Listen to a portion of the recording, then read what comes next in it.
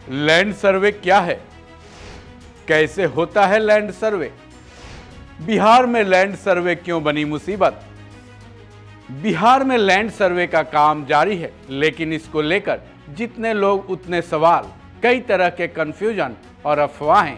Land survey की वजह से लोगों में अफरा तफरी है, रिश्तेदारी तक दांव पर लग चुकी है। इसी बीच ये जानना भी जरूरी है कि लैंड सर्वे आखिर क्या है और इसको कराने के पीछे सरकारों का क्या मकसद होता है।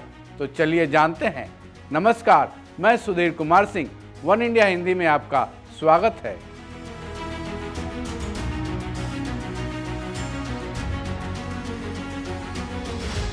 लैंड सर्वे पर कई सवाल और आशंकाएं हैं। रैयत भी यानी जमीन के मालिक भी काफी असमंजस वाली स्थिति में हैं। जिनके पास कम या ज्यादा मात्रा में जमीनें हैं, वो इधर उधर भटक रहे हैं कि अब वो क्या करें, क्या ना करें, कौन देगा उनको सही जानकारी, साथ ही इसके लिए क्या क्या करना होगा। इन्हीं कई सवालों का जवाब दैनिक जागरण के संवाददाता से खास बातचीत में कानूनगो श्वेता साहू ने दिए हैं। उसी के आधार पर हम आपको ये सारी जानकारी देने जा रहे हैं ताकि आपकी भी सारी कंफ्यूजन दूर हो सके। चलिए सबसे पहले जानते हैं कि लैंड सर्वे आखिर होता क्या है। लैंड सर्वे क्या है? लैंड सर्वे का मतलब होता है पुराने खतियानों का अपडेशन। दरअसल पिछले 50 साल के भीतर या उससे भी पहले जमीनों को काफी खरीद बिक्री हुई है, लेकिन पुराने खतियानों में पुरानी जमीनों के मालिकों के नाम बदले ही नहीं गए हैं, यानी कि पुराने मालिकों के नाम ही जमीन के कागजातों पर रह गए हैं, नए मालिकों के नाम जुड़े ही नहीं हैं। साथ ही जमीनों के मैप भी पुराने ही चल रहे हैं, जबकि जमीनों के आकार में काफी बदलाव आ गया है। वहीं पिछले 50 सालों में सर्वे भी नहीं किया जा सका है। ऐसे में हर एंगल से जमीनों की जानकारी को अपडेट करने की मंशा से लैंड सर्वे सरकारों की तरफ से कराया जाता है, ताकि जमीनों के सही मालिकों का हक ना मारा जा सके। जमीन के मालिकों को क्या करना है?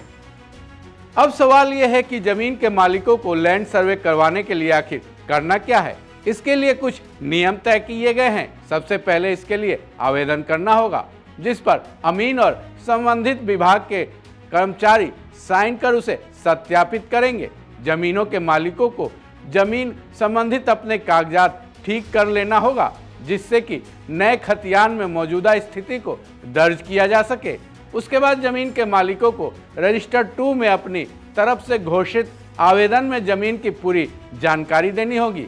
साथ ही जमीन के टैक्स की रसीद, एलपीसी और जमीन पर स्वामित्व का कागजात जैसे बंटवारे का पेपर या डीड या दूसरे दस्तावेज, जो कि ये साबित कर सके कि जिस जमीन के डिटेल आपने दिए हैं वो आपकी ही है। साथ ही एक वंशावली भी बनाकर देनी जरूरी है। अब यहाँ ये कहना जरूरी है कि ये जानकारियाँ हमने कानूनगो श्वेता साहू की तरफ से दैनिक जागरण में दिए गए इंटरव्यू के आधार पर दी है। अगर इसमें कोई कमी रह गई हो तो कमेंट बॉक्स में जरूर लिखें। साथ ही पूरी जानकारी के लिए संबंधित विभाग के अधिकारी से संपर्क तो जरूर कर लें, उसके बाद ही लैंड सर्वे कराने निकले। इस खबर में बस इतना ही। बाकी अपडेट्स के लिए जुड़े रहें वन इंडिया हिंदी के साथ।